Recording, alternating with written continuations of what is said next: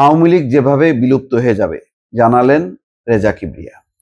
রেজা কিবরিয়া ব্যাখ্যা করেছেন কিভাবে আওয়ামী লীগ বিলুপ্ত হয়ে যাবে। শেখ পরিবারের জন্য আওয়ামী লীগ বিলুপ্ত হয়ে যাবে বলে মন্তব্য করেছেন গণ অধিকার পরিষদের একাংশের সাবেক আহ্বায়ক রেজা কিবরিয়া। তিনি আরো বলেন, বিশেষ করে শেখ হাসিনা তার বাপের দলটাকে ধ্বংস করেছেন, এই কৃতিত্ব ওনাকে দিতেই হবে। যুগান্তরকে এক সাক্ষাৎকারে তিনি এই কথা বলছেন। রেজা কিবরিয়া বলেন, একদিন আওয়ামী লীগের অবস্থা হবে মুসলিম লীগের মতো। এখন আপনাকে যদি জিজ্ঞাসা করি মুসলিম লীগের সভাপতিকে, মুসলিম লীগের সাধারণ সম্পাদককে, আপনি কি বলতে পারবেন? কিন্তু আমি লিখিত দিতে পারি, আপনার বাপ দাদা 47-এ এবং 48-এ মুসলিম লীগ ছাড়া কোনো পার্টির কথা চিন্তা করতেন না। এখন কোথায় তারা? অর্থাৎ মুসলিম লীগের সঙ্গে তিনি কম্পেয়ার করছেন। তিনি বলেন, আমি আপনাদের একটা ভবিষ্যৎবাণী করছি, 10-15 বছর পর আপনারা জিজ্ঞাসা করবেন আওয়ামী লীগের সাধারণ সম্পাদক কে যেন, মানে চিনবেন না তাকে। ইফতার পার্টিতে বামপন্থী ও কমিউনিস্ট পার্টির দালালরা এবং জাতীয় পার্টির নেতারা তাদের ডাকবে। আসলে তখন কি জাতীয় পার্টিও থাকবে? এটা একটা প্রশ্ন। কিন্তু সাধারণ মানুষ আর চিনবে না। এরা কে, সভাপতিকে, সাধারণ সম্পাদককে। আওয়ামী লীগ এভাবে বিলুপ্ত হয়ে যাবে শেখ পরিবারের জন্য। বিশেষ করে শেখ হাসিনা তার বাপের দলটাকে ধ্বংস করেছেন, এই কৃতিত্ব ওনাকে দিতেই হবে। কারণ আওয়ামী লীগকে ধ্বংস করার জন্য বিএনপি কিছু করতে পারেনি, কিন্তু শেখ হাসিনা পেরেছেন, এই কৃতিত্ব ওনাকে দেওয়া উচিত।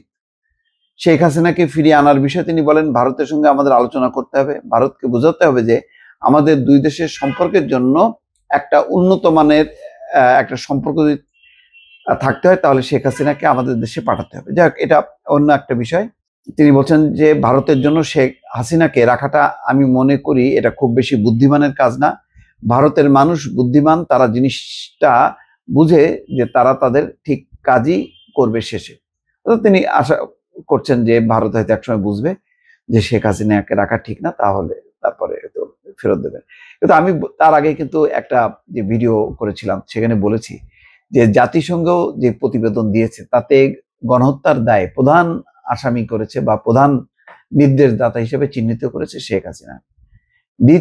তৃতীয় জন হচ্ছেন আসাদুজ্জামান কামাল, সাবেক স্বরাষ্ট্রমন্ত্রী, এবং শেখ হাসিনার নিরাপত্তা উপদেষ্টা জেনারেল তারেক সিদ্দিকী। ফলে যেখানে শেখ হাসিনা দলের প্রধান হিসেবে নিজে চিহ্নিত হয়েছেন, এরপরে আর কোনো কথা থাকে না। একটা গণহত্যার দায় একটা দলের সভাপতির ঘাড়ে যখন পড়ে তখন আর দল থাকে না। সেই দলটাকে ক্যারি করবে, বহন করবে, এইটা অসম্ভব ব্যাপার। সারা বিশ্বে কোথাও আওয়ামী লীগ নামটা উচ্চারণ করার সাথে সাথেই সবারই মনে পড়বে জাতিসংঘে কি বলেছিল। জাতিসংঘের রিপোর্টটা সামনে আনবে। জাতিসংঘের রিপোর্টটা যখনই সামনে আসবে তখন কিন্তু আওয়ামী লীগের আর কোনো পাত্তা থাকবে না। এটা দেশীয় কোনো রিপোর্ট না। জাতিসংঘের রিপোর্টকে সব দেশই মান্য করে। জাতিসংঘ নিয়ে অনেক সমালোচনা থাকতে পারে, বিরোধিতা থাকতে পারে, কিন্তু জাতিসংঘের রিপোর্ট এটা একটা দলিল। এবং বাংলাদেশেও আন্তর্জাতিক অপরাধ ট্রাইব্যুনালে বলেছে যে এই রিপোর্টটা দলিল হিসেবেই তারা বিচারের জন্য ব্যবহার করবে। সুতরাং যেহেতু এটা দলিল, সুতরাং এটার পরে আর শেখ হাসিনার বা আওয়ামী লীগের রাজনীতি থাকে না। এবং ডক্টর মোহাম্মদ ইউনূস খুব বুদ্ধিমত্তার সাথে জাতিসংঘকে এই গণহত্যার তদন্তের দায়িত্ব দিয়ে একটা ভালো কাজ করেছে, যেটা শেখ হাসিনা কখনো জাতিসংঘের গুম বিষয়ক যে কমিশন, সেই কমিশনকে তদন্ত করতে দেয়নি। ডক্টর মোহাম্মদ ইউনূস সাহসের সাথে সেটি করে এটা শেখ হাসিনার একেবারে পুরো বিষয়টা উলঙ্গ করেছে। ফলে এমনিতেই শেখ হাসিনা এবং আওয়ামী লীগের রাজনীতি কিন্তু ধ্বংসপ্রাপ্ত।